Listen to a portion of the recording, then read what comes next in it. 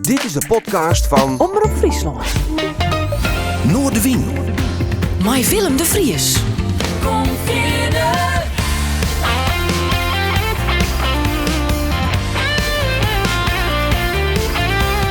Alles wat er speelt. Omroep Friesland.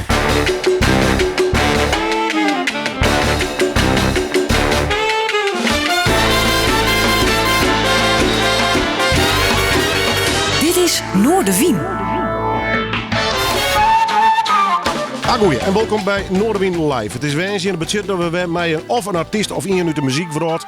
Heel simpel, aan een tafel zitten in, een paar platen draaien en vooral praten over het nou, het verliezen en misschien ook wel de toekomst. Tietje Verlien, hier ik hem al even aan het woord, mijn gast van Joert. Hij was jarenlang de programmeur van CL Skaaf, actief met een heel soort festivals en mooie concerten in de layout. Hoogtepunten en dieptepunten volgen elkaar bij de man die hier te gast is, namelijk Bobby Veenstra. Bobby, hoi. Goedemorgen Willem. Ja, hoe is het bij jou? Het gaat nou prima. Ja jongen, ik heb vorige week, ik ben gewoon helemaal opleefd. Ik beroes van de energie. Ja, ik beroes van de energie weer. Draai je dan tussen protte platen? Bist dan met muziek bezig? Of mag er dan vooral even niks van haar? Hoe zit dat bij jou? Nee, muziek is nog steeds een heel groot pad van mijn leven. Hè? En onder de douche, daar zit een boze soundbartjes aan zo'n lieds portable speaker. Dus onder de douche, op de koptelefoon, ook aan werk ben. Dus eigenlijk altijd muziek. Altijd muziek, ja. Ja, muziek is echt een heel belangrijk pad van mijn leven. Ja. Ik ben naar de psycholoog uithingen, dit nam ik net voor. Nee. Kistje in stilte dan? Kistje in stilte. Moeilijk, ook omdat ik tinnitus in mijn eren heb.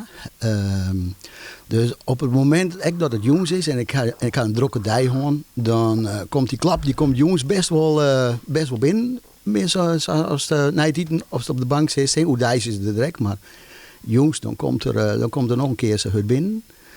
En dat hing er dan een beetje, als een stressvolle dij, of als een dij dat een prutte druk te hoorn hast, dan komt er hudder binnen, of althans, het zit tussen de eren. Ja, letterlijk en figuurlijk. En als het dan heel stil is, ja, dan had ik wel heel prutte les van die tinnitus. Hoe lang hast dat al?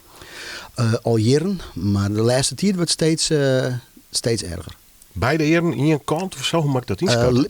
Mijn linker eer had ik het meeste. Daar zit een hele hege pieptoon. En het vervelende is, en zeker als muzikant bent, in mijn rechtereer zit er ook in, maar die is een paar toontjes leger. Dus hoe haast ik nog... Er zit ook nog variatie in. Er zit toonverschil in, ja. Er zit een verschil in. Dus dat is soms wel eens vervelend. Had je behandeling voor? Kist ervan behandelen worden? Nee. Volgens mij had ze wel therapie dat ze het probeert te onderdrukken. Dus dat is door middel van op therapeutische basis dat ze het onderdrukken kist. Dat is er minder jest in de zin van dat het die net opvalt of iets dergelijks. Maar dat heb ik nog net gehoord. En ja. Voor Safir God leef ik lekker stroom met de dingen die ik graag doen wil. Want blijkbaar kiest u er gewoon mijn werkje en leven. Ja, op dit moment wel. Daar ben ik ook niet bij de speaker gek van. Ja, zeker. En die heb ik ook in mijn omgeving die echt gewoon hun instrument onder wil hangen ha en die net meer spelen. En misschien komt dat ooit ook wel Safir bij mij. Dat weet ik net. Maar voor Safir dat nog net is, kon ik gewoon lekker erom met mijn gitaar spelen. Dat is een van mijn grootste hobby's. Ja. En genieten van muziek. En het zeker weten. Organiseren, geef het straks wie wij er goed hebben. De liedje Bobby Veenstra, waar kwam die ten aarde ooit? Ik ben geboren in, in 1960. Op Zoonbulten. En Zoonbulten wie een van de drie dwarpjes wat nou Kolmersweg heet. Dus ik ben een echte kreksels daar een woordpietje. Ja.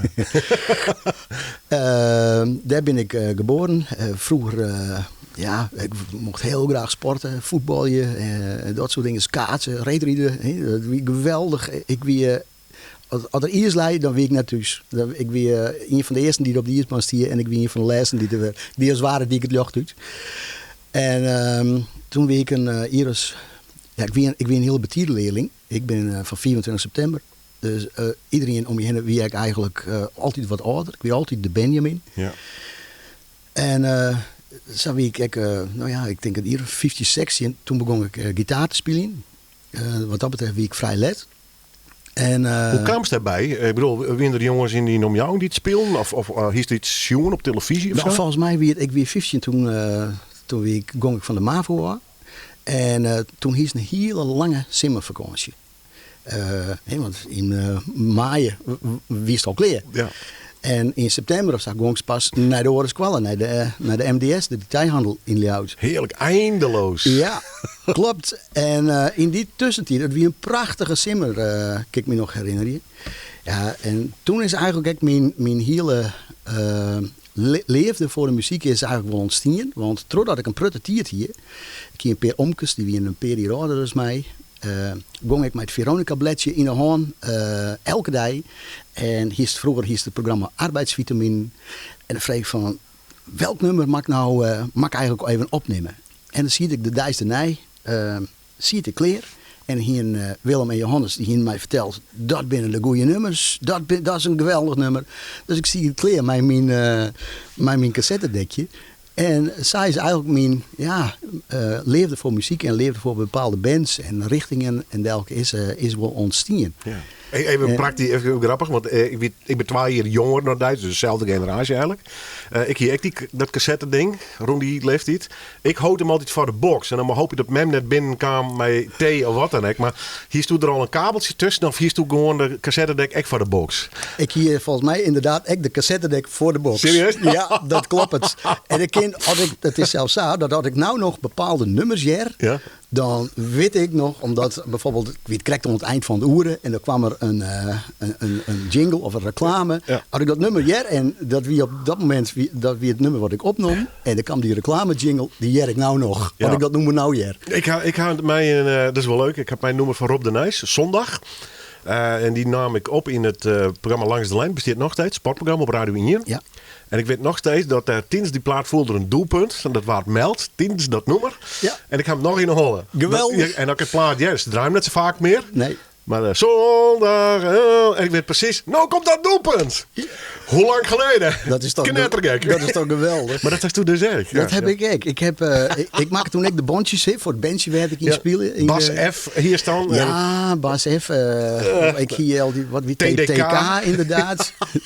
dat viert volgens mij het merk wat ik al niet hier. Ja, en 90 minuten. Op een gegeven moment kreeg ik gewoon van BP, want die hier een soort sponsoractie met cassettebandjes. En daar dan BP. Ja, bizar eigenlijk. Ja, Bas F. Ja, Bas F, ja. Ja.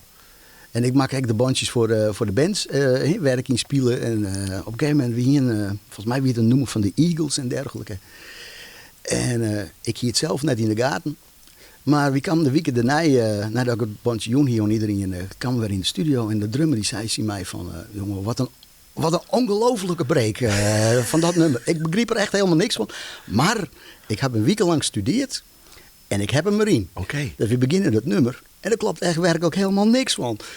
Bleek, op het moment dat ik dat nummer tapte, zie je correct een cross in LP. Of weet ik veel. Dus, dan zie je een scratch in die plaat. Ja, geweldig. Ja. Maar hij speelt hem perfect. Nee. Jullie hier van heel geweldig. Ik ga aan verder op praten. Want Bad English, wanneer had dat oppikt, zeg maar? Ja, dat wie in de jaren... Want dat is de eerste plaat die we draaien kennen. Ja, in de jaren 80. Ik speel in een bandje in Dokkum. Met Sieberijns Kaaf, Marines van der Ploeg en Andries van Wieren. Hoe heette die band? Paralyzed. Wie dat in je eerste band? Dat was net mijn eerste band. Wie wel mijn eerste band werden we echt serieus mee aan de slag gekomen. En waarvan ik eigenlijk verwachtingen van met deze band gaat het echt meidje. Ja. We zitten bij al die programma's die er toen maar waren. Voor de Vara's Popkrant, Veronica hier zei iets, de NCRV hier. En daar zitten we al je bij.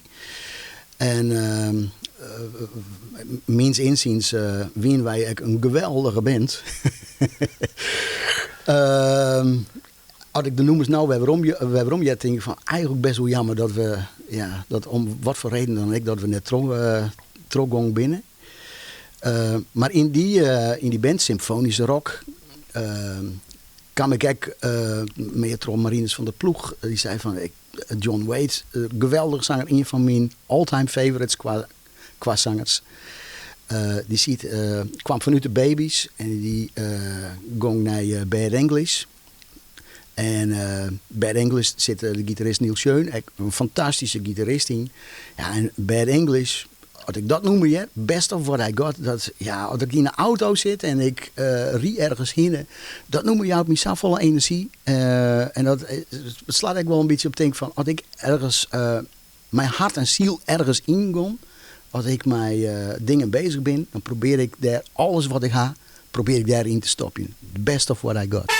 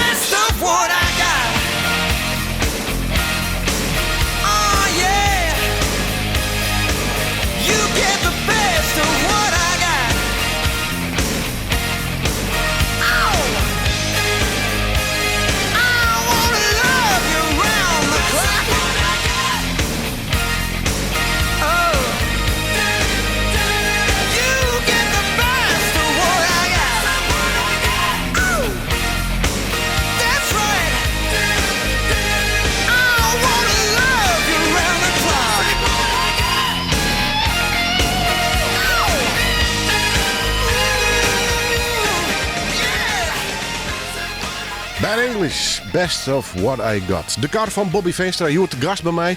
Heel simpel, ja. We gaan een tafeltje, 2 microfoons, we draaien wat leuke muziek. En we hadden vooral over muziek, de passie natuurlijk. En we begonnen al een beetje met het verliezen. We stonden in een Lietsdwarpje. Uiteindelijk via 2 jongens en een hoop top 40's begreep ik wel. En de arbeidsvitamin uitkomst bij Bad English. Echt typisch jaren 80 dit, hè? Ja, dat geloerd. Echt die... Whitesnake, Vandenberg, ja, neem van het dik maar op. hout zaag met planken. Ja. Ja, heerlijk. Maar daar wist helemaal idolaat van. Dat weer echt meer muziek. Ja, dat weer echt zo'n soort muziek. Ik weer letterlijk wel vol breder... ja, dat ik orenmuziek leerde waarderen. Een van mijn eerste concerten via Pink Floyd Project in Nijmegen, in het Goffertpark. Waar mij mezelf de omkes en neven en nichten en die helemaal Pink Floyd... Maar het echte Pink Floyd is maar. De echte, ja, de echte. Ja. Dat wie dus, wat wie dat? 84, denk ik. Ja. Gingen we naar het Goffertpark. Ja. In Nijmegen. Ja. En we kwamen daar middags, kwamen we al oer 4 kwamen we er binnen. En toen wint ze die bassdrum on het soundchecken. En we zitten in het cafetaria. De patatjes die vliegen, die zo wat uit het bakje wij en de broekspiepen die wapperden niet om de voeten. Maar toen, ja, dat wie geweldig. Dat wie echt geweldig. Dat eerste concert, dat wie is natuurlijk nooit weer. Nee. Ja, mijn eerste weer Dolly Dots. Doe wist hem echt nog. Ja, en dat waren weer Roberti Sacchetti in de scooters. Ja, echt leuk. Maar dat treden de wakbol schaamteloos. Dat weer ACDC Sure, ja. in Amsterdam weer dat in de Edenhal. Man. Ja. Dus, Ja, leuk. Dus ik ging een volstrekt logisch opmaat naar ACDC. Ja. Met Dolly Dots. Laat Ja. maar zitten. Ja. Concerten, festivals. Dus wist een fanatieke bezoeker van concerten? Dan wist ze nou en dan. Nee, wie hem toen zo meer zo nou en dan. Ja, Ja. ik ben net echt een hele frequente bezoeker, maar ja, de dingen we hebben het gewoon dat we wel de grote bands uit die tijd, die misschien nou ook nog wel binnen, maar Prutten binnen ik net meer, maar echt de grote stadion acts. Ja. Daar ging ik wel toch wel graag in. En Ja. zelf speel je dus. Ja. Ik ben op mijn 15-jarige leeftijd ben ik begonnen. Een akoestisch gitaarke. Hebben we les gehad. Later ben ik naar de woordzang gegaan. En toen ik 18 weer, of 19 mag ik eigenlijk zeggen, want ik zie het nog in militaire dienst of ik of kreeg de nij. Ben ik naar de vooropleiding conservatorium gegaan. Ik kreeg in HAVO, dus ik moest een vooropleiding erbij doen.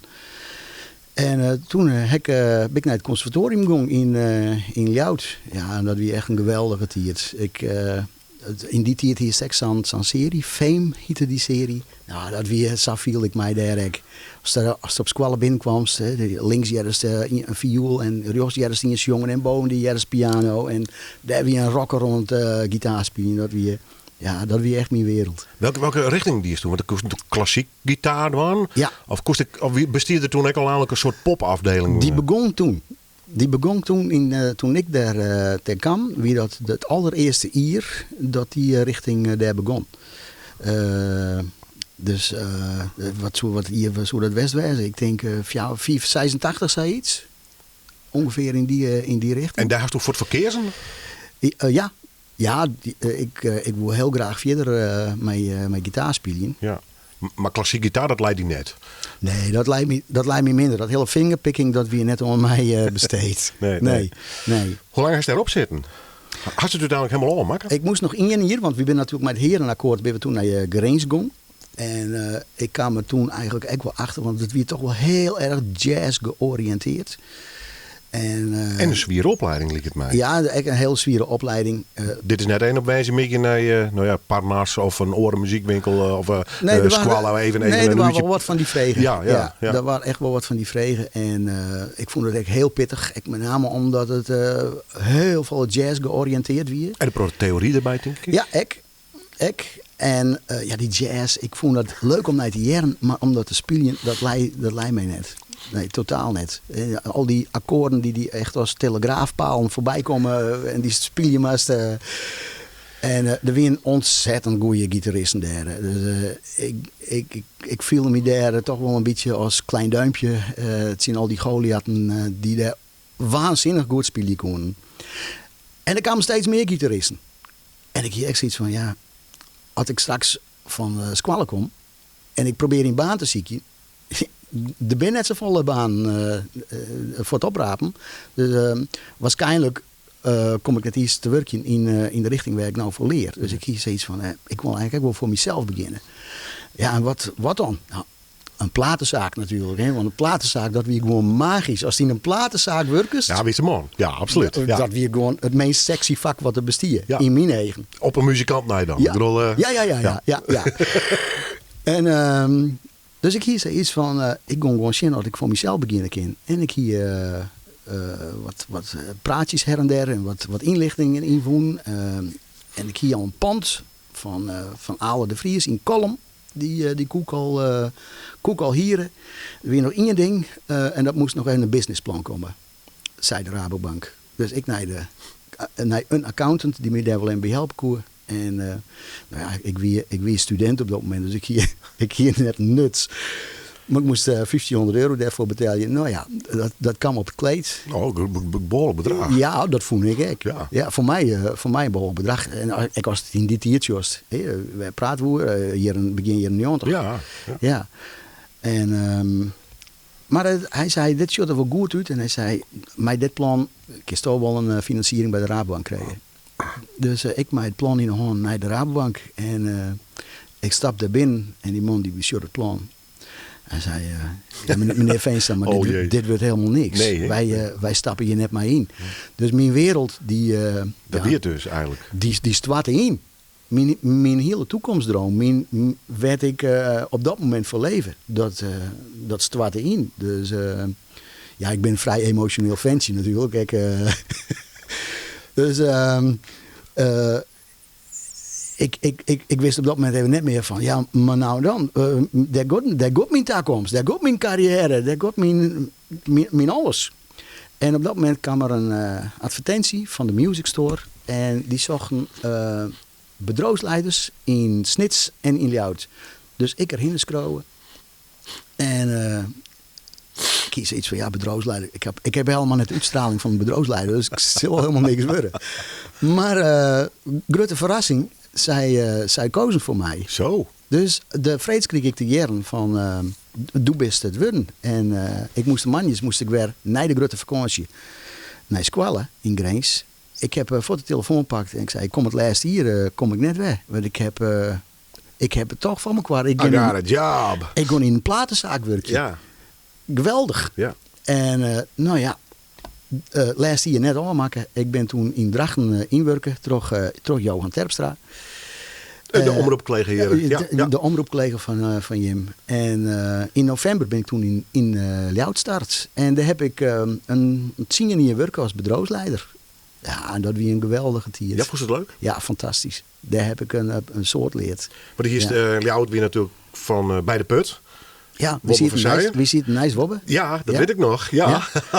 En Van Aker hier is daar nog, die tijd. Ja, Poort. En ik weet nog dat Tien Winkel daar kwam. Ja. En dat weer natuurlijk voor de Put, weer dat een beetje. Ik kan me nog voorstellen dat Wobbe toen, nog herinneren dat Wobbe in de krant stier. En dat hij dat net leuk vond. En dat zien hier inderdaad ik flink omhoog ging. En hij ageerde daar natuurlijk flink in. Dat kijk me op één kant ik wel begrepen. Aan de andere kant had ik echt zoiets van, als je clusterst met winkels en dergelijke, dan haast voor de in en voor de oor haast volle meer onloop dan wanneer eerst een paar kilometer boetenbekwas is. Want toen stap zij naar de in binnen. En dan goest ik en bij de oren naar binnen zien. Ja. We hebben hier naar je BZN net, maar die gaan wij wel. Ja. Wij winnen in de breedte. En Wobbe wij is in de diepte. Ja, hij wie van U2 en het alternatieve werk, R.E.M. Ja, Madonna. Ja, mooi verhaal. Ja. Voor de mensen die het mist, ooit kregen Wobbe een cd'tje binnen via de platenmaatschappij. En daar zit de verkeerde cd in, om het zo maar te zeggen. En dat weer een nieuwe plaat van Madonna. Wereldnice weer dat. Ja, zeker. Ja, mooi nog. Ja.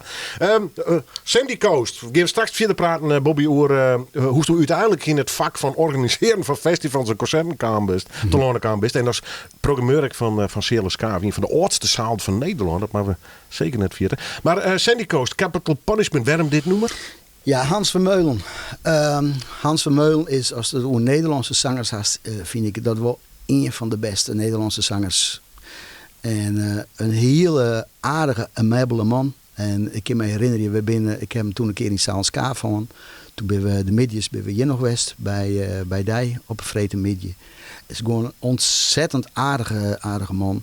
En dit nummer, dit is gewoon zo'n verschrikkelijk piekenvel nummer als de tekst echt over capital punishment, over iemand die in de DSL zit te wachten tot de beul komt om het vonnis te beslechten. Ja, het is jou bij mij kippenvel.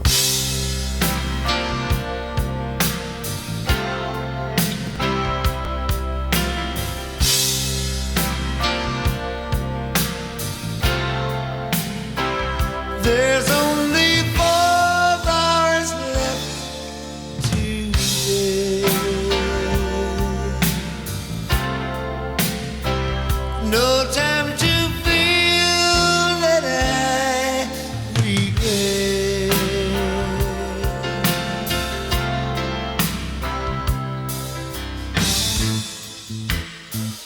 I hate the man outside this door. Brings me my last meal and he says, enjoy your dinner, son, before they come and get you, then you hang.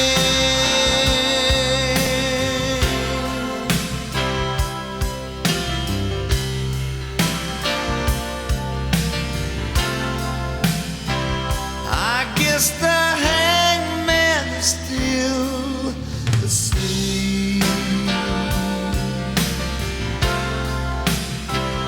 The gallows wait, the court's cheap.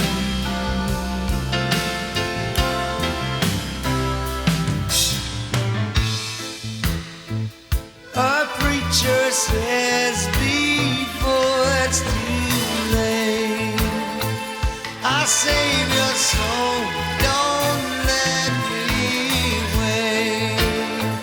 You know it's nearly time to go, but it's so terrible to know.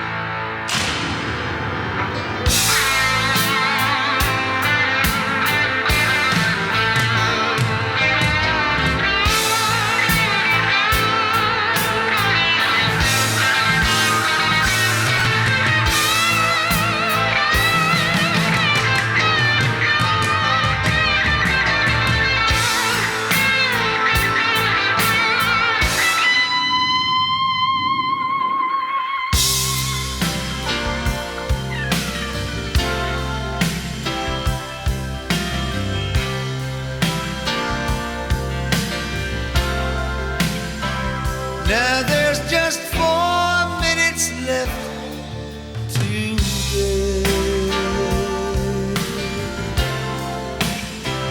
My whole life passes, I can't forget.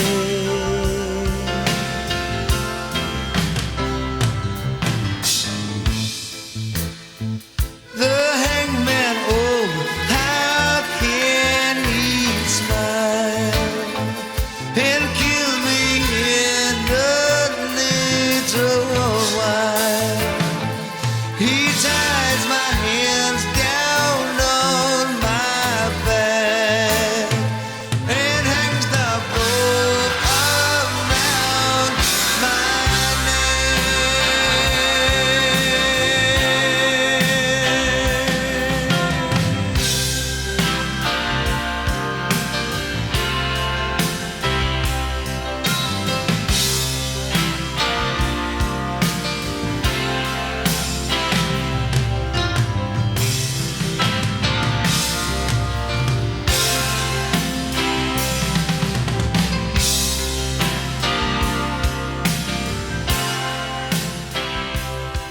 Capital Punishment en de Sandy Coast. En ik ben ook zeggen Hans Vermeulen. En Bobby, we zitten onder de plaat even met elkaar te praten. En ja, toen had toch hem ooit mijn naam naar de Noorderwind Studio 2009. Time flies. Ja, maar hoe werd het trouwens voor jou? Omdat een van die muzikale helden dan ineens te begeleiden. En, nou, in dit geval dan naar een studio, maar even gewoon, dan kies toch hoors met elkaar om dan bij een concert. Nou, dat is gewoon heel raar, Willem. Maar van tevoren, dan sjoest s'avonds kreeg ik op zien artiesten die het komen. Hè? En of dat nou een Hans Vermeulen of een Feestje of Orenmeesken. Dus s'avonds kreeg ik op zien dat soort mensen. En dan sjors je in echt. En dan binnen het vaak zulke aardige jongens en gewoon. En dan viel ze gewoon helemaal op die gemak. Maar van tevoren, dan ben je s'avonds zenuwachtig. Ja, ik weet er alles van. Hou maar op. Ja. Ja. Ja, vooral als ik nog interviewen mag. Ja. Ik dacht, oh god, waarom ik net naar de baan zocht. Ja, maar dat maakt het valt dat best is ook wel met de charme. Hè, van, ja. Ja. Mooi man, Hans Vermeulen, prachtig. Als dit jest via de radio of de podcast of de sister Shin via YouTube en de podcast. Kun je zien opname ik nog Shin van Hans Vermeulen op youtube.com/Noorderwind of even googlen op Hans Vermeulen. In dat liedje studiootje wie het doen nog. Ja, mooi nog. We gaan straks nog meer artiesten praten. Die is begeleid hast, die is boekt hast in een van die zaal. Dus de wordt wel net druk bewust hast. Maar we zitten nog even in een platenzaak voor de hadden. Zien je hier op die Wurdenmediek zitten. Nou is de Rom Ruft bij de Put en Wobbe van zijn. Daar ben je op een gegeven moment bij stoppen. Wie is de kleer mee? Ik ben er naar het zien hier inderdaad mee stoppen. Want dat eigens wat ik graag woer, dat zie je er nog wel steeds zien. En ik wil heel graag die platenzaken overnemen. En ze Wie een soort franchise. Ja, ze hier een heel prettig franchises. Maar omdat Ljout best wel een van de top saffelen die het goed draaien. Hinzijds van ja, die willen we net, die willen we op dat moment net als een franchise voortgaan. En toen kwam er we gingen natuurlijk vakbladen. En er kwam op een gegeven moment een advertentie voor repertoire manager bij Disky in Hoorn. Dus ik dacht, bliksem, maar dat is gewoon iets voor mij. Hè? Van repertoire manager, gewoon cd's samenstellen. Van muziek die ik leuk vind, orendingen, maar dat is iets voor mij. Ik zeg naar de datum en ik kwam krijg weer rond van vakantie en de datum wie al voorbij. Correct. Dus ik wie zei iets van, oh nee. Dat wie mooi was. The story of my life. Ja, ik viskje weer achter het net. Daar gaat mijn kans. Dus ik denk van, hoe kan ik dit nou doen? Hoe kan ik nou bewerkstelligen dat mijn brief toch binnenkomt? Dus ik dacht, weet je wat, ik ried erheen. Ik hier de brief, ik hier hem op een baksteen plakt. En ik ried naar Hoorn. En ik wie van doel om hem daar trodden door te kegelen. Nee! Ja! Ik ried mijn auto naar Hoorn en naar de verlengde lage weg noemen Joontje. Maar echt, en dan denk je, nou dan nemen ze me wel gewoon. Dan je mijn baksteen begint te smitten. Ja, wist ik vol. Ik dacht, ze moet iets hebben dat ze mij herinneren. Ja, wat ze de politie me net deden. Ja, daar hiek net iets benauwd toch. Dus ik ried erheen. Maar het zei wel, dat moest het heel graag dus. Ik was ontzettend gedreven om die baan te krijgen. Echt? Ja. Dus ik ried naar Hoorn en ik zet mijn auto daarop en het wie een pand. Nou, ik weet het als de pand van dan ben ik zijn naam even kwijt. Hij hier had ik in Hoorn had daar die verzekeringswezen. Help mij even, DSB-bank. Ja, Dirk Scheringa. Dirk Scheringa, dat soort panden. Ik weet net als die panden ooit was langs die, dat soort panden. Dat heeft enige grandeur. Dat zeg ik niet vertellen. Het was nice, maar qua dus ik stierde en er wie een enorme glazen pui. En ik stier daarvoor voor die pui, met het baksteentje en de brief erop plakt in een hand. En ik doe het net hoor. Maar dat pleit wel voor mij, mag ik eerlijk zeggen. Ja, op dat moment, ik skiet bijna in de broek. Ik denk, dit mag toch ik net doen. Maar ik dacht van, maar ik moet hem wel naar binnen halen. Dus ik ben gewoon naar de dinges gegaan. En ik heb hem daar op de balie del kletst. En ik zei, ik ben te laat, maar ik wil ook graag mijn sollicitatiebrief nog inleveren. We naar huis daar. En het had klaarblijkelijk werken, want ik wou bellen op gesprek. En dat werd nog een gesprek. Kwam ik redelijk onvoorbereid kwam ik daar binnen. En via Paul Smith. Paul Smith wie van oorsprong een Nieuw-Zeelander. En Kik Klimby, dat wie een oude EMI-man, want Disky wie op dat moment onderdeel van EMI Music. Die zijn van, hartstikke leuk, maar hoe is het eigenlijk maar in Engelse taal? Ik belufte, ja, dat is very great. Ja, dat is geen enkel probleem. No probleem. Nou, prima zei. Dan gaan we gewoon van een oud gesprek in het Engels doen. En, ja. Nou, dat is dus onvoorbereid. Dus hakkelend, stakkelend en hekkelend big dat er het gesprek heen kwam. En op een of andere manier, ik had de baan toch gekregen. En ja, wie ik daarna ried ik ben op dat moment in Ljouws. Ging ik elke dag de afsluitingkoer naar Hoorn. En dat heb ik, ik geloof 2,5 jaar heb ik daar werken. Disky wie een van de grootste budget platenmaatschappijen van heel Nederland.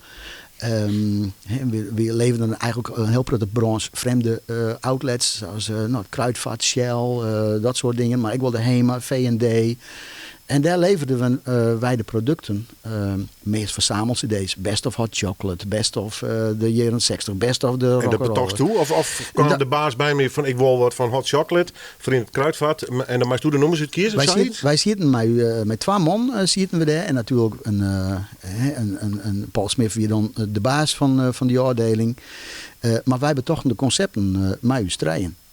Ja, en soms kwam er ook inderdaad een vraag vanuit de handel. Zo van, nou, wil je hem dit voor u, wil je hem dat compileren? Goeie business. Dus. Ja, special products. Wie dat. En we maken 120 cd's per maand. Dus dat weer echt stampwerk. 120 per maand? 120 cd's per maand. En de ene weer een enkelaar, maar er weer echt 2 cd's. Of er weer zelfs 8 cd's bij. Dat is gewoon echt lopende bandwerk. Dat weer echt lopende bandwerk, ja. Dat weer echt lopende bandwerk. Wat je dan de meeste typisch het kleren van de jochten of toch worden de geerstalling en het ziekje? Het mooiste is natuurlijk, want op een gegeven moment wist ik van oké, wie moet iets snel ha. Die en die nummers die binnen vrij snel te kleren. En die binnen vrij snel in te licenseren. Wees toch vaak het gevaar hier is dat een heel grote cd's. Prutte noemers kwamen op een heel grote cd's voorbij. Carmen Chameleon van Culture Club. Op een gegeven moment is scheidsziek van dat nummer. Want, maar wie het eigenlijk ook wel weer mooi om bijvoorbeeld van een Duran Duran net de meeste bekende nummers te zien. Maar ook de nummers die iets onbekender winnen, maar die geweldig winnen. En goed, het kleren, wij compileerden dan. En dan joegen we onder dames, die joegen we het lijstje. En werd ze het onvreedje moesten en dat soort dingen. En die zetten dat dan in gang. En dan konden wij weer verder met het volgende album compileren. Ja, het echte handwerk kon je hem uitbesteden. Je betochten het concept. Het creatieve gedeelte, dat lijkt bij u. Oké. Ja. Dat klinkt fantastisch eigenlijk. Dat was een fantastische baan. Kan ik me voorstellen. Ja, dat was een geweldige baan. Even zwerken, gewoon poorten op het bureau en een beetje zwammen en doen? Die waren wel heel vrij.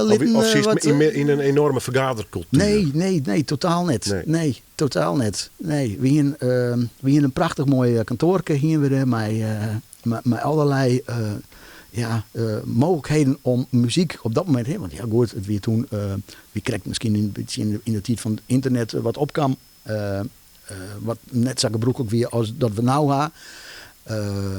Dus er moesten wel bepaalde dingen of weten. Er moest wel een beetje een repertoire kennis hebben. Want het opziekje, ja, dat weer wat omslachtiger. Maar zie je de hele dag gewoon cd's of oordingen te beluisteren. Of noemers opziekje op wat voor wie ze dan ik. Wat wist u? Toen wie ik weet toen, volgens mij kreeg ik in de 30. Ja. 34. Wat leven, joh. Ja, wie echt prachtig. Wordt op takken en rieden elke dag. Maar, ja, maar de autorieden vind ik prachtig. Heerlijk. In onderwijs in de auto gewoon muziek op en een beetje belje, wat muziek luisteren, de kop leeg, heerlijk. En wij horen, dus is het mooi voor nog een mooi stuk voor Amsterdam. Dus ik kreeg een open Corsa van de baas mij. En daarmee 160 goede afsluiting. En ik hier de hele reis hier in toen die in de Bregen het nog vol. Ja, dat was toen nog net het probleem. Ik hier de hele reis hier onderdeeld in 3 gedeelten. De eerste van tot Harlingen. En dan de afsluiting. En dan dat liedse stukje daarna. Dus elk 20 minuutjes. En ja. Wat een leven, man. Goed. Onder het motto laat me, want het is een mooi berichtje naar de volgende plaat. Wij staan 4,5 minuten lezen waarom. Maar het leidt voor de hoorn natuurlijk. Laat me van Ramses Shaffi.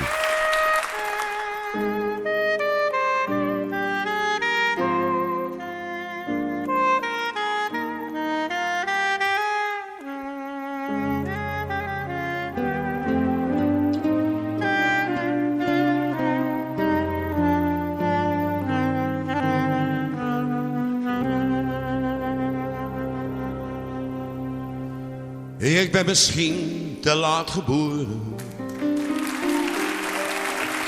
of in een land met ander licht. Ik voel me altijd wat verloren, al tot de spiegel mijn gezicht. Ik ken de kroegen, kathedralen, van Amsterdam tot aan Maastricht. Toch zal ik altijd wel verdwalen, maar dat houdt de zaak in evenwicht. Dus laat me, laat me, laat me mijn eigen gang maar gaan. Laat me, laat me, ik heb het altijd zo gedaan. Ik zal mijn vrienden nooit vergeten, want wie mij lief is, blijft mij lief. Maar waar ze wonen, moest ik weten, maar ik verloor hun laatste brief. Ik zal ze heus wel weer ontmoeten. Misschien vandaag, misschien over een jaar. Ik zal ze kussen en begroeten. Komt vanzelf weer voor elkaar. Dus laat me, laat me, laat me mijn eigen gang maar gaan.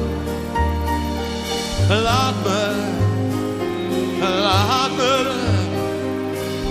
ik heb het altijd zo gedaan. Ik ben gelukkig niet verankerd. Soms woon ik hier, soms leef ik daar. Ik heb mijn leven niet verkankerd. Ik heb geen bezit en geen bezwaar. Ik hou van water en van aarde. Ik hou van schamel, maar ook van duur. Er is geen stuiver die ik spaarde. Ik leef gewoon van uur tot uur. Dus laat me, laat me, laat me mijn eigen gang maar gaan. Laat me, laat me, ik heb het altijd zo gedaan.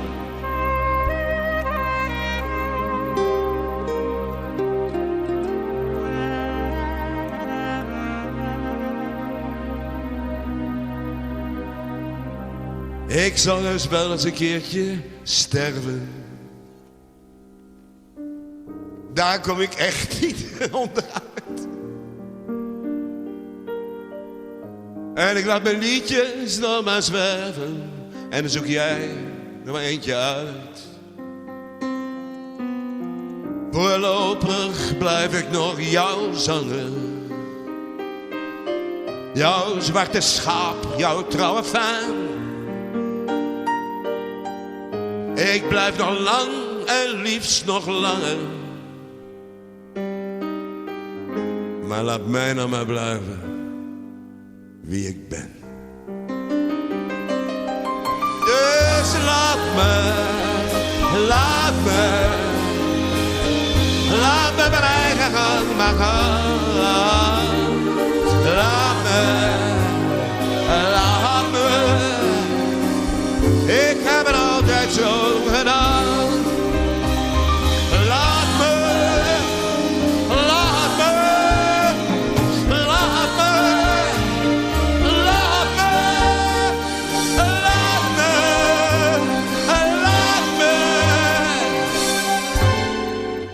Ik heb het nog nooit zo gedaan.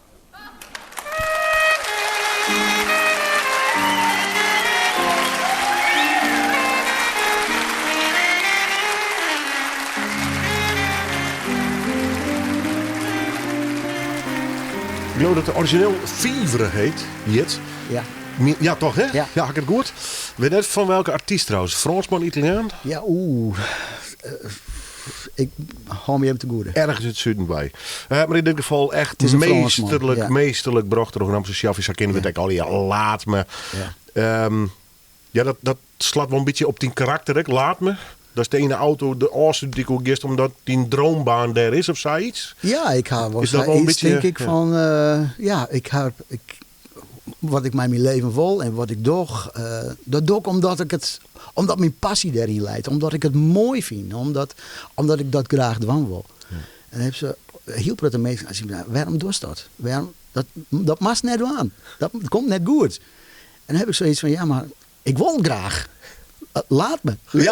Laat me dat proberen. Op zijn woord. Let me belezen. Ja. Ja, mooi. En dat is echt nog wel een heel mooi verhaal. Ik met Ramses, want Ramses is natuurlijk, als het om Ramses stinkst,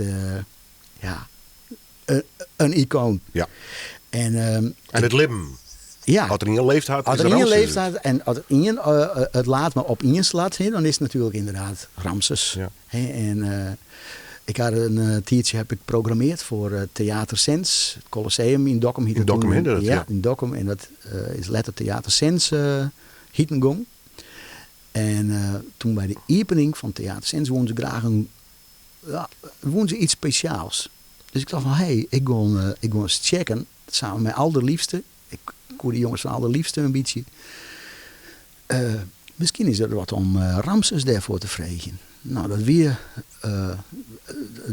het is lachen. En ik kan me nog heel goed herinneren, ik wie de middags mooi op tijd. En Ramses komt ook mooi op tijd, komt hij binnen. Mij een begeleider. Want Ramses wie in het eind van zijn leven. Dus hij had natuurlijk, wie ik zie ik. Een beetje versleten man eigenlijk. Ja. Stapje voor stapje kwam hij naar binnen. En ik denk dat een uur 4 kwam hij binnen. Nou, op een rijder stien al van, er moet een fles rode wijn stien. Ik kwam er al gauw achter dat het net bij een fles rode wijn bleun. Zelfs toen nog? Zelfs toen nog, ja al wie het wetter. Ja. En toen werd een oerenzoon. Nou, de eerste mensen die kwamen er binnen. En ik heb wat mensen uitnodigen. Ik heb Frans van der Borg en de vrouw die ik uitnodigen. En die kwam even backstage. Ik zei, nou, ik wil je even voorstellen om Ramses Shaffi. En Frans jouwt Ramses Shaffi aan hoorn. En Ramses die pakt die hoornbeets. Die sloekt die hoorn naar voren. En die pakt Frans vol op het bek. Nee! Dus Frans die schrikt zich rot. En die trouwt Ramses af van zich. Zo, wow. Wat is dit? Wat is dit? Dus die schrok er enorm van. Dus dat wie een mooie binnenkomer. En het wie iets later op Jonne. En ik denk een 8 de Jonne zou beginnen. En het allerliefste die gaat spelen. En Ramses zei tegen mij van, maar ik ga niet naar binnen. Ik zei, wat? Ik ga het niet doen, zei Ramses. Wat niet? Ik ga vanavond niet zingen. Oké. Ik zei, wat nou? Ja, hij zei, het voelt niet goed. Ik ga het niet doen. Okay. Ik doe het niet. Ja. Dus ondertussen allerliefste die wie er ontspelen. En die wie er al een uren ontspelen inmiddels. En maar wacht je het, wanneer komt Ramses nou? De grote baas zelf. De grote baas zelf. En ze winnen al een uren ontspelen. En hij zou na een kwartier of zo naar de eerste rij nummers zouden komen. Hij werd net van plan. Hij hield in zijn holle, ik ga net. Ik ga straks weer naar huis en je besjocht, maar het viel net goed. En ineens zet allerliefste, die zet laat me in. En die begint te spelen. En hij veert op, toen just hem opveren. Hij zei, hey, dat is mijn liedje. Hij zei, kom, we gaan. Hij pakt zijn begeleider, of eigenlijk weet ik het zo. Begeleider pakt hem bij de hoorn. En die skuffelt zo onder het eerste couplet en het refrein. Het lieke al dworen een eeuwigheid skuffelde de sa naar die door. Tro de gong naar die door. En het eerste couplet en het eerste refrein weer dien. De door gaat iepen. Ik krijg nog kippenvel. De door gaat iepen. En daar komt Ramses de zaal in. En die mensen, die winnen al je stil. Ik zal je vertellen, film, die winnen gewoon, die bassen op dat moment gewoon in 3 minuten. Zo emotioneel wie dat. En Ramses, die gaat naar het podium. Hij pakt de microfoon. En hij begint te zingen. Ik ben mijn vrienden niet vergeten.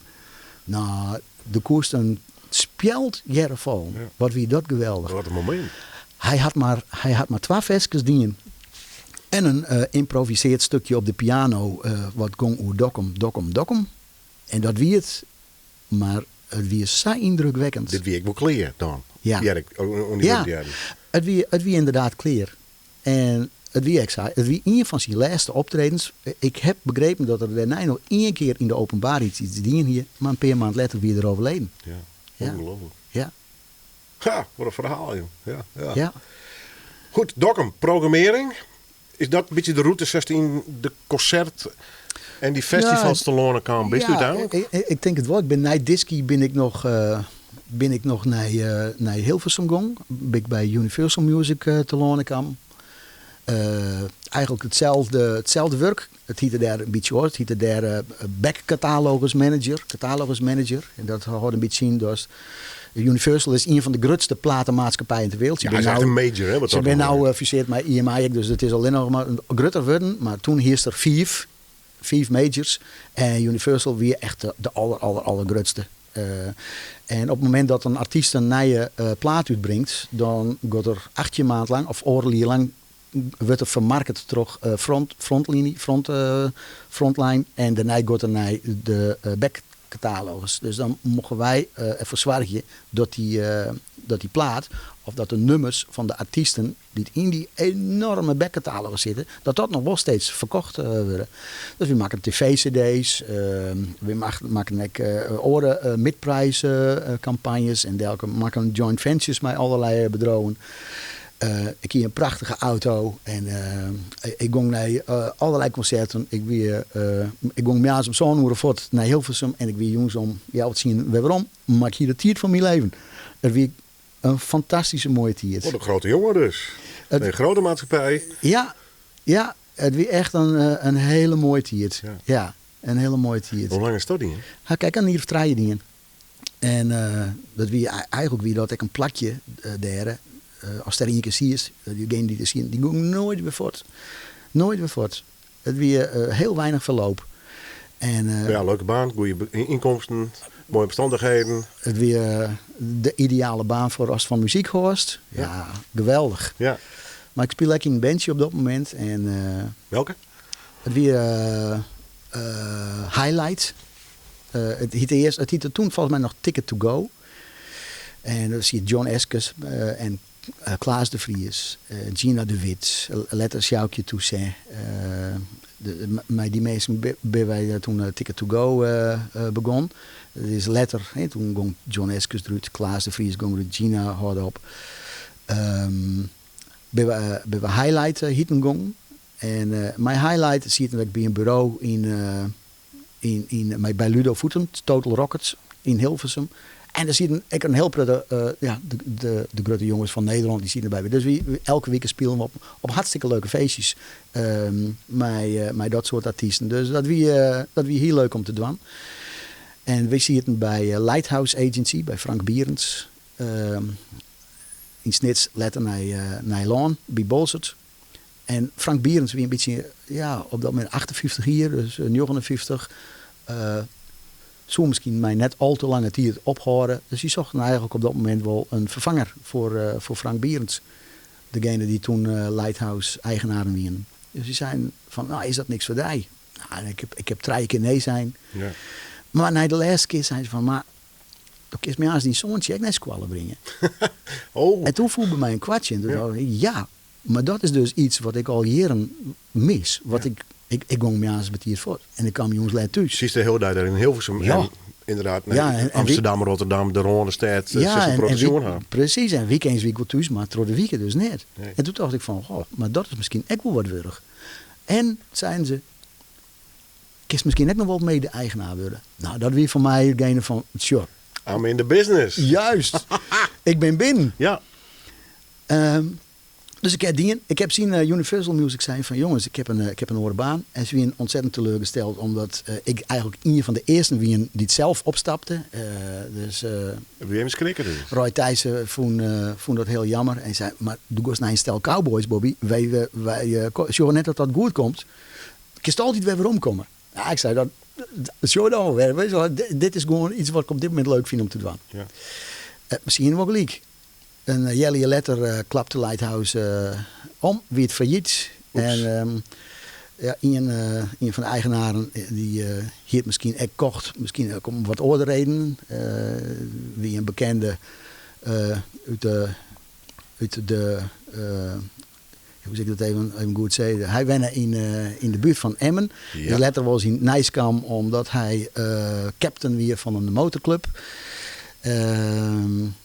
Dus het wie in mijn Lighthouse gebeurt. Ja, oké. Zeg maar niks meer, we snappen hem. Ja, Dit is nog net uit op 10 jeetje. En toen zie ik dus, ja, en nou dan? Ik denk van, nou kijk wel waarom naar Universal Music, maar dan kom ik mijn poortjes tussen, hoe zei ze dat? De hangende pootjes, komt weer waarom.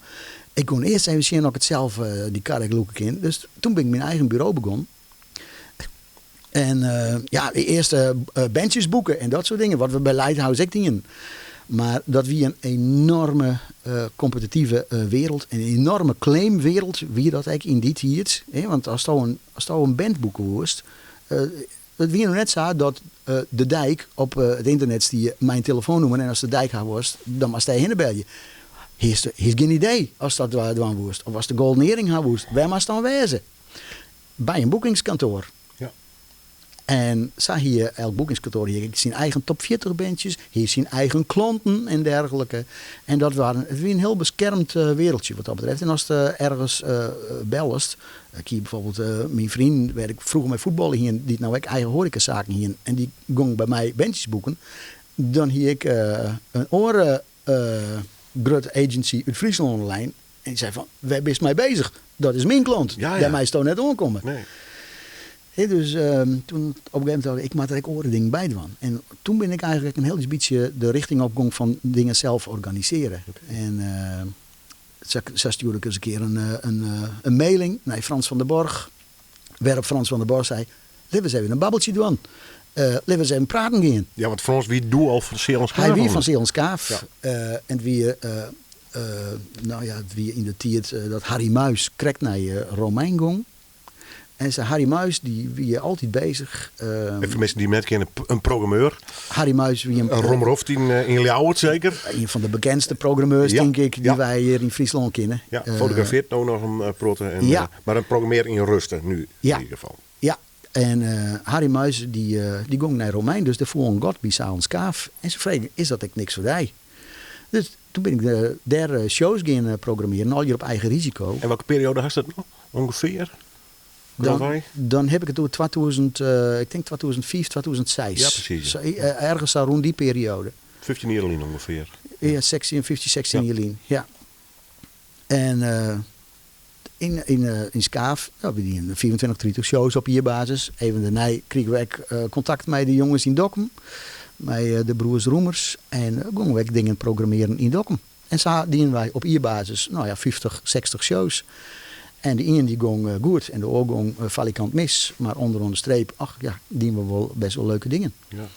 En zij is eigenlijk een beetje ontstaan dat dat ik dacht van, dit is al je best wel risicovol. Ik mag maar een BV-tocht oprichten. Want als er wat verkeerd gaat, dan mag ik het wel goed ondervangen. En hebben we een BV oprichten. En toen gingen we eigenlijk wat groter denken. Wie viel nu eens een beetje, dusdanig dat we dachten van, wie zeggen de gevaren net? Wie gaan gewoon leuke dingen doen? En als nou denkt van, zeker na deze coronatijd, dat is voor mij ook wel een beetje een tijd van bezinning was misschien.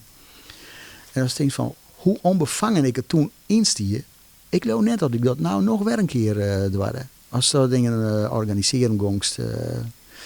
Maar misschien is dat ook wel nodig. Dat is net alle gevaar juist. Of komt misschien nergens dat ben ik helemaal mee eens. Als het van tevoren te volle nijtinken kost,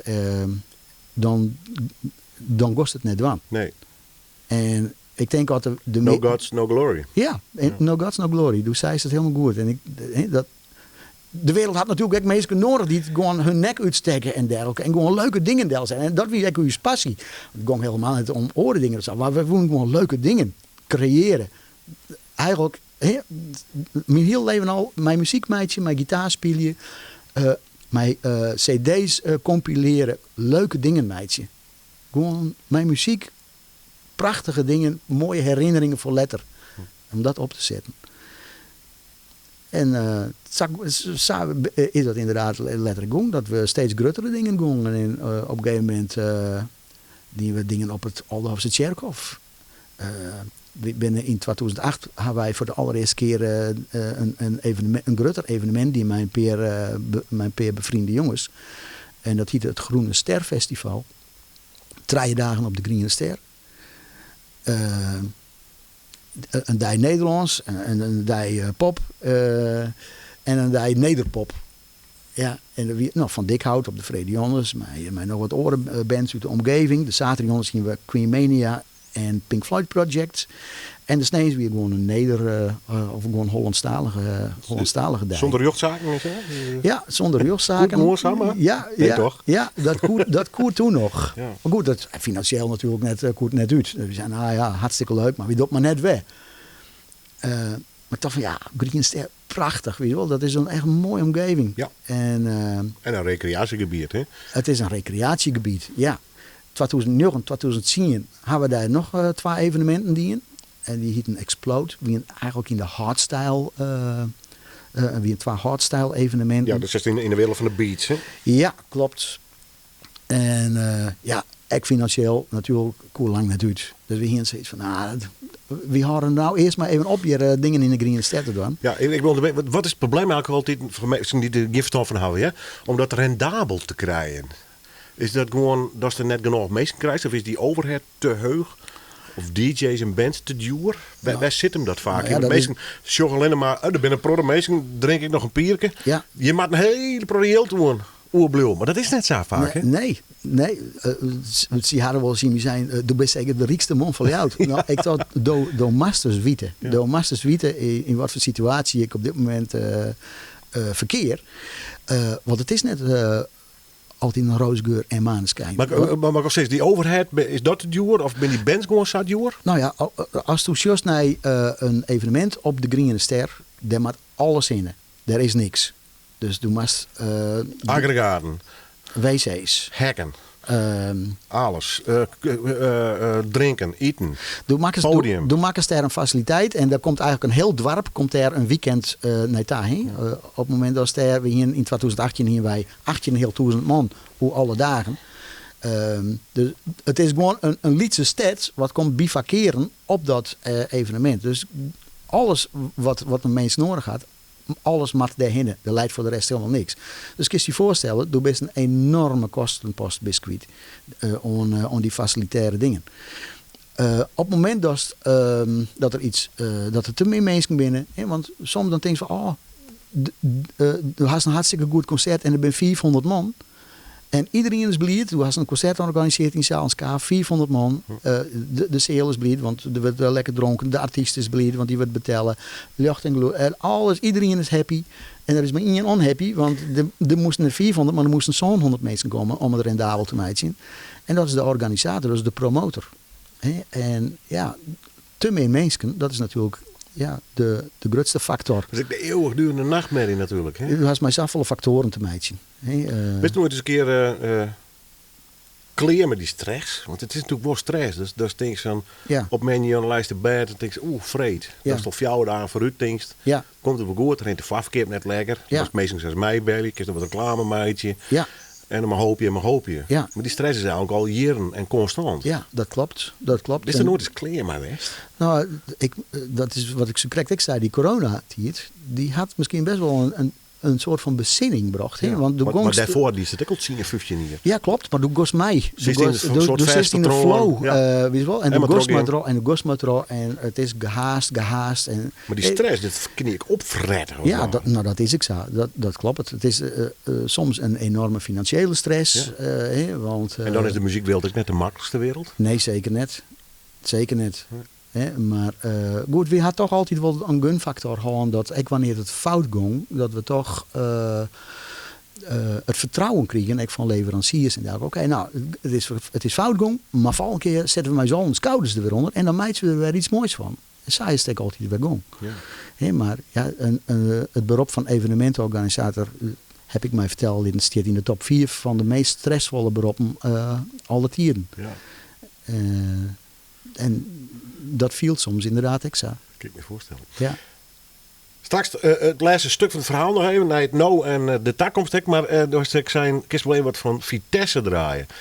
De band, wie net Arnhem, die konden wij dat ze wij kwamen, volgens mij die hoeken. Grudde Nammerwest in de Nederpop. Ja, en ik denk heel erg, misschien ook nog wel heel erg onderwaardeerd als zoals ik bij Herman van Boeien. En Ja, dat wie de man eigenlijk, hè? fantastisch wat hij al hier dien had en wat voor uitzonderlijk talent dat is. Ik vind het sowieso heel knap als drummerkist en dan echt nog op deze manier jongen. Er zijn net zo hele volle die dat doen. En ik ben een enorme Herman van Boeien fan. En, Heb je wel rock'n'roll, hè? Het is echt rock'n'roll. Het is echt rock'n'roll. En ten dieren van deze plaat, hier heb ik een geweldige band met Rudy Engelbert op bas en Carly Carlton op gitaar. Ja, en Carly Carlton, een van mijn gitaarhelden.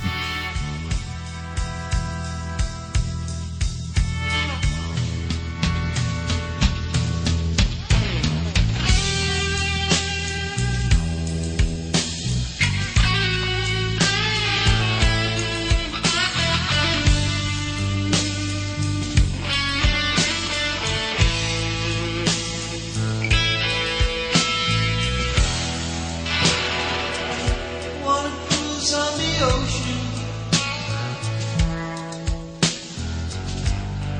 Go at some island, go fly the rock wind.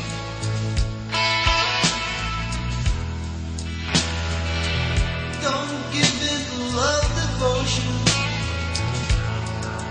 'Cause the next day I'll be sailing on. I'll be sailing on. Got a whole lot of traveling to do. There's a fever between me and you. Got a whole lot of traveling to do before everything's leaving me. Got a whole lot of traveling to do. There's a fever between me and you. Got a whole lot of traveling to do.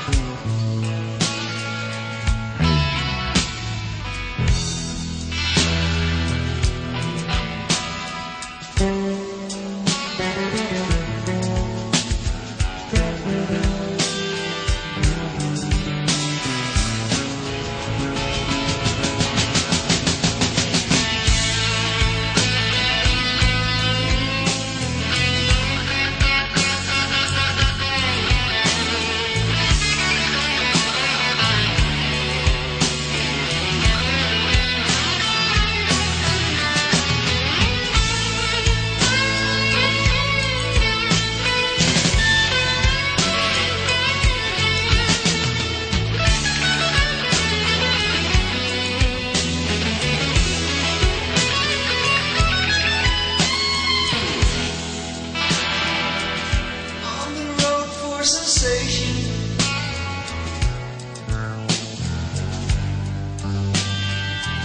I'm for some hot love companion.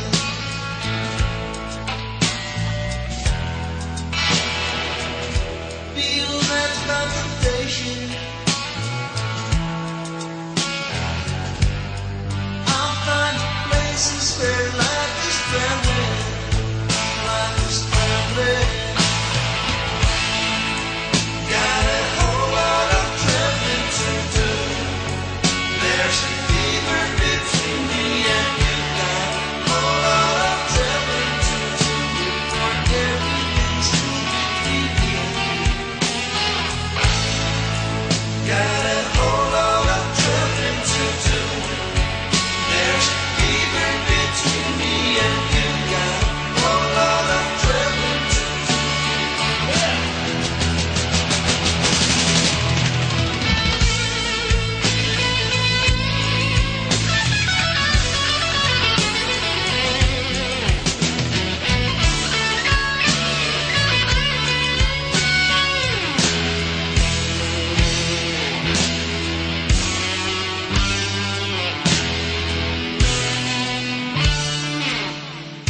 Live-opname van de Nederlandse band Vitesse. Whole Lot of Traveling. Opname trouwens in Duitsland maken. En dat zei ook wel iets over de statuur van deze band. Die had het internationaal ook heel knap die in. Het draait natuurlijk al om Herman van Boeien. De man leeft nogal. Ja, hij leeft nog wel. Maar ik heb mij, Maar daar is ook alles met zijn, heb ik het idee. wat ik hier is dat er heel erg teruggetrokken leeft in Amsterdam. Ja, Ja. iets te veel geleefd, denk Ja, ik. Iets ja. te veel rock'n'roll. Te veel uitleeft. Ja. Hoe zit het? Kost u wat van dat hele seks, drugs en rock'n'roll idee wat opblijft of net? Ah jongen, ik ben... Volgens mij een redelijk nuchtere... Volgens mij ben ik de meest saaie muzikant die er maar is. Niet aan jou besteed? Nee, totaal niet. Nee. Nee, ik heb... Wat ik dronken mensen jongen, dat is misschien heel raar, maar ik heb daar een vreselijke afkeer van. Oké, ja. Ja. Dus zelf nooit in... Oké, een potje bier dan, maar... Ja, maar het is net niet zo heel volle meer. Nee, maar dat hele ik, mythische wat sommigen dan wel gaan... Ja, nee, dat is totaal... Dus rock'n'roll. Nee, totaal niks voor mij. Nee. Niks voor mij. We kunnen horen praten over alles wat georganiseerd is. Zijsleven, we zijn in de Green Ster begonnen. Er zijn vaak evenementen geweest nou, die amper uitkomen of eigenlijk net. Maar goed, dat zet je vanwege de passie gist toch wel terug. Seerle Skaaf had het vrij lang volhouden. Maar goed, daar had via de gemeente en een hele procedure en plan hadden oren meestal daar nou het voegel gekregen. Dus dat betekent voor mij, in ieder geval is die programmering net bedoeld. Had het al zo'n hoorn, dus dat litten we mooi even. Wat mij iets opvalt, er zijn al die verschillende fases. Het nog hoorden haast en een platenzaak en op een gegeven moment dorst van alles. Ik had het idee dat ze toen nou weer een nieuwe fase in gist, of net? Nou, dat viel op zich wel een beetje zo. Ja. Maar is hij ja. zelf weer op naar uitvinden? Had dat idee tenminste, of net? In die zin dat ik misschien mezelf op naar uitvinden, maar dat er nieuwe dingen. Wat alles wat ik dat nou te dienen ha, die door is nou dicht. En trouwens de situatie waarin we nou zitten, is dat een moment van bezinning, een moment van rust. Wie En dreig om het stenen van we- die oor te zetten? Dat hele Silent Ska verhaal van die. Want toen zit er nou bij fris bij. Had ze er een zin. Ik kan me voorstellen dat toen bekend was dat ze toen eruit moest. Dus bij die club. Ja, Ja, dat had wel een ja daar tikkie. hiek ik het echt heel zwier mee. En ik heb in Ja. die zin denk ik nog meer van Nee. concertje organiseren. Lijkt het mij. Ja, nee, op dat moment houd alles even op. Ja. Ja. En dan corona er nog even omheen. Ja, inderdaad. Het ben de laatste 2 jaar ben wel een van de pittigste westen die ik meemaak Ja. in mijn leven tot nota. En een beetje cliché misschien, maar dat zit ik net meer op een leeftijd. Dat is makkelijk switchen is naar iets totaal nice, heb ik het idee hoor. Nee, want wat moet ik doen? Wat ken ik? Dus ik En je bent al 54? zaterdag ben ik 54. Ja. Ja, dat is wat. Ja. Maar dan iedereen keer wel roppen, dan kun je alle kanten op in de verrot. Maar zij is natuurlijk net Nee. op deze leeftijd. Nee, dat is ik zo. Maar ik heb nog wel steeds die drive en die passie om gewoon dingen van de groen te krijgen, op te zetten en dergelijke. Dus daar hebben we nou echt naar ons van. Wij lezen. Waar is we trouwens? Oh, ik praat misschien vaak in de we-vorm, omdat ik samenwerken met mensen heel belangrijk vind. Ja. En samenwerkingen hoeft net alleen nog altijd maar met één en dezelfde persoon te wezen. Maar kan verschillen van case tot case. Dus als je zei van, oh, dat is iets en dan wil ik graag met hem of met die club samenwerking in, dan pakken we dat op. Maar het hoeft net zo te wezen dat we dat daardoor. Dat kan best een hele orengroep een horenclub van mensen wezen. Dat we dat oppakken. Ja. He, maar ik hou van samenwerken met mensen. Om gezamenlijk iets moois te maken. Want wat dorst op dit staat? Ik bedoel, maar dan moest ik nog bestaan, hè? Ja. We hadden vorige week die persconferentie gehad. En daar zitten we eigenlijk met z'n allen een beetje op te wachten. Want we organiseren nog steeds evenementen. En gelukkig met de bekende beperkingen, mij is het toch terug in. Dus, Dat betekent dus toch bij die compaan de agenda we pakken kist, gewoon? Ja, en we dingen organiseren kunnen, we evenementen organiseren kunnen. We zijn met Oktoberfest bezig. We zijn de weken daarvoor met een Hemelsfestival bezig. We zijn bezig met dingen in december en dergelijke. Maar ook naar volgend jaar maar we nou al de draaiboeken kleermeidje. En we hadden in september alles onjong bij de gemeente. Wat moet er inleveren worden? Welke evenementen willen we graag doen? Dus wie binnen achter de schermen ben wij altijd wel bezig. Ik ga mij de oren, want waar je net een moment verveelt. Want je bent steeds bezig met dingen waarvan je hoopst dat ze teruggaan. Maar net zeker wist. Nee. Hoe dubbel is dat? Ja, dat is soms heel demotiverend. Kan ik me voorstellen. Ja. En dan ga je naar een gemeente en Tjeburg krijgt volgens mij een pak papier mee van hier tot Gunderwest. Ja. Al je net een verdwaamast. Zeker Ja. als je hier op loft evenementen organiseert. Ja. Is dat nou überhaupt nog te dwaan? Nou, het wordt wel steeds minder leuk, moet ik vertellen. Je pakt het papier wel heel dik, hè? Ja, dat klopt. West voorheen, zeker in het begin, toen ik die, en misschien daar nog volle vier ervoor, daar zie je maar kwam op tafel en er is een bierveeltje erbij en daar zat dus een draaiboek op. Dat kan niet meer. En dat is echt maar goed. Maar als je zoals naar wat voor beperkingen en West onvoldwaanmast en dergelijke, of wat voor akoestische onderzoeken of ecologische onderzoeken. Op het moment dat we iets op het Green Ster doen, ja, dan ben we al tienduizenden euro's verder om onderzoeken en advocaatkosten en dat soort dingen. En we hadden voor de rest nog niks op papier, nog niks georganiseerd. Maar deze kosten best van tevoren wel kwijt. Maar hij hem überhaupt nog ideeën om daar wat te dwaan? Want ik bedoel, die door is haast dicht, hè? Ze staan zo. Nou ja, welkom to the Phil is dat natuurlijk dit hier een week voor het hier te jaren kregen van weekend het organiseren. Nachtmerrie. Dat is een nachtmerrie voor elke organisator. Ja. Maar hij heeft nog ambities richting die kant op dan? We hadden sowieso voor volgend jaar hebben wij wel de aanmeldingen dienen. Dat is de zin haast. Ja. Ja. Als ik het net aanmeld. Ik zit even gewoon puur op gevoel, hè? Ja, maar als ik het net, mijn als ik hemel. net, als ik het net aanmeld, dan ben je het kwijt, hè? Ja, maar toch. Ja. Ja, maar hoeveel het zin zijn rent toen naar de gemeente van nou jongens, Ja, soms- we gaan een feestje vieren voor ons hier. soms ben je inderdaad met dingen bezig van ja, we steken er een pruttiert energie en wellicht ook geld in. Maar in die achterholen wisten we al, het is gewoon onuitvoerbaar. Maar Waarom dus dat dan toch? omdat ik nog steeds denk dat Wompeer hier, dat het nieuwe bestemmingsplan er rijdt voor de Green Ster. De Green Ster is zo'n prachtig mooi gebied. Ja, ik ben eerst, ik kom er regelmatig. En Ja. het, prachtig, het is, vind ik persoonlijk, maar dat is een leuke opmerking wat ik nog meid. Geweldig geschikt voor festivals. Vind ik ook. Ik denk heel simpel, maar dat is te simpel blijkbaar, dat het gewoon een recreatiegebied is. Ja, maar ik denk ook dat... Ik bedoel, van had het straks al je een heel goed... dierentuin haast daar en Ja, een camping zeker. en de mensen bleert komt daar te recreëren en de kist patat helgen. Hij is van alles wat. En dan mag ze niet maken ze er een natuurgebied van. Ja. Ja, ik snap het niet. Maar Nou, ik denk dat straks alles goed uiteten is en het is juridisch al je dekt en dergelijke, dat dat een heel mooi gebied is geweest evenementen organiseren. en dan stond hoe met die maten te trappelen. Ja, zeker. Maar dat wij nou zeiden, wij doen er niks meer. Toen wij in 2008 hebben begonnen, wie er net één die daar iets organiseren wouden. Net één. Ze verkleren u al je voor gek. Doe was dan net naar de Green Ster om daar iets te doen. Wist wel wat er 's nachts al je gebeurt en weet dit en dat. En met de evenementen die daarna ik al je plak vonden, hebben we die locatie echt goed op de kaart zetten. We hadden er een gebied van maken, waar nou een heel prutte jongens die het evenement organiseren, zeiden van wow, dat is best wel mooi daar. Daar zullen wij echt wel iets organiseren willen. Nou ja, net voor niks dat sci-fi daar op een gegeven moment te lonen kwam. Welcome to the Village had hem natuurlijk hier een Ja. geweldig leuke dingen in. Dat klopt. Jim had er zitten. Ja, dat klopt. En dat wij nou zeiden, wij doen het net. Ja, dan komt een orenorganisator, die komt er.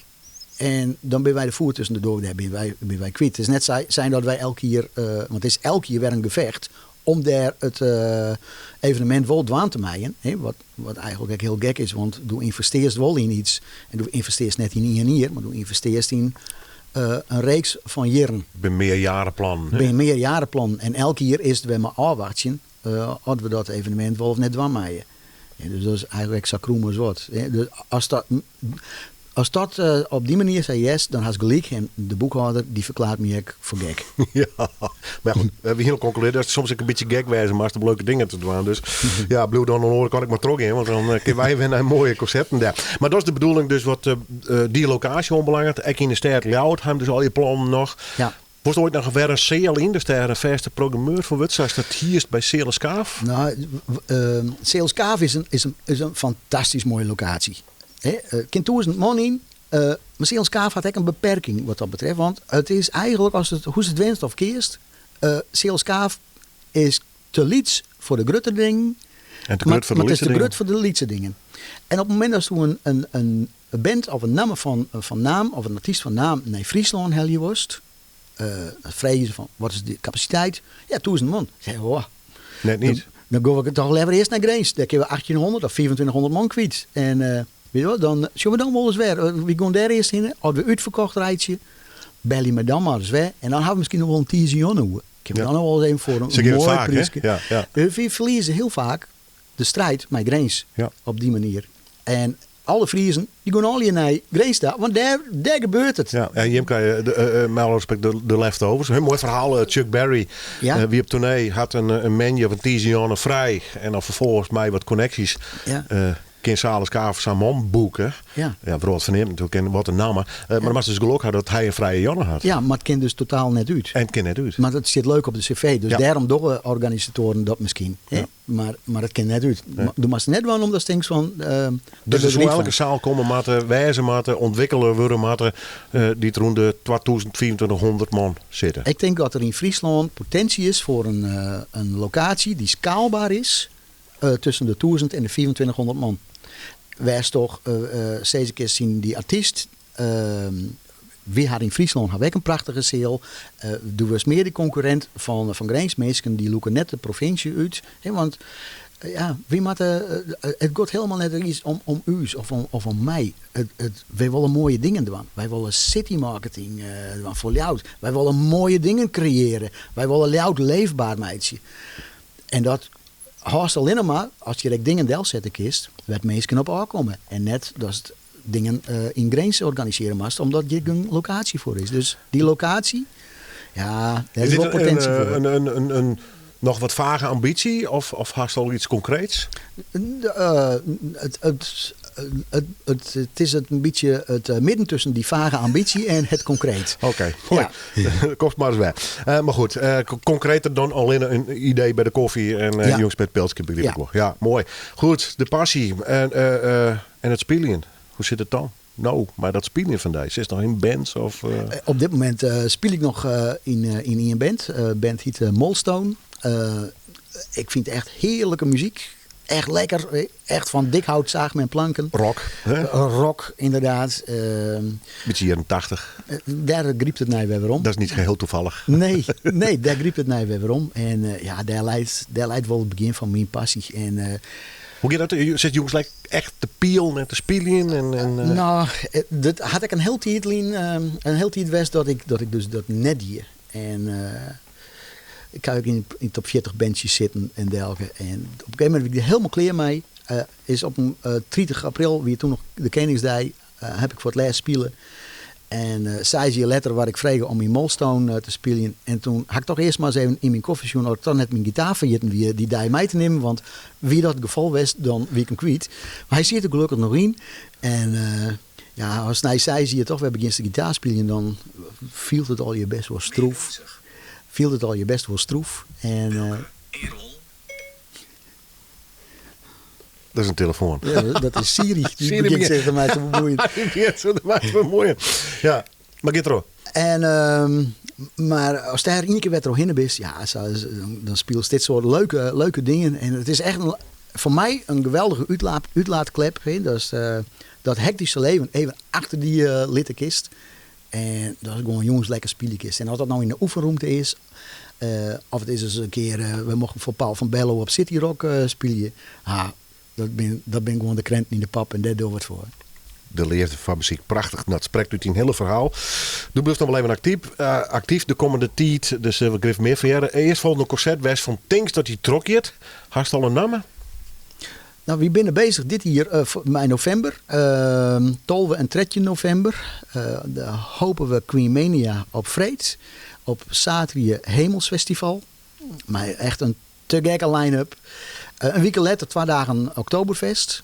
En dan gaan we naar december. En dan hebben wij een Ronnie James Dio Memorial. Ik in de tent op het Aldehoofdse Tjerkhof. De Satri is een 90s XXL, wat we sinds 2012 al doen. En de Snijs hebben we correct een akkoord verkregen vanuit de gemeente. Is er een evenement wat ik het boek Rock'n'Roll in Friesland ondersteunt. En dat zetten we op de Snijs de Njantje in de Del. Mooi. Daar kunnen we vol. Dus is vol vuur. Spelers nog. Evenementen komen er zo. Daar ben ik als liefhebber alleen maar blij mee. En we draaien nog in je nummer. Deels. Want hij door het tol van heel minuut. Ik kan mij niet lang genoeg worden. Want we hadden namelijk Joe Bonamassa. Die mag nog eens boeken, joh.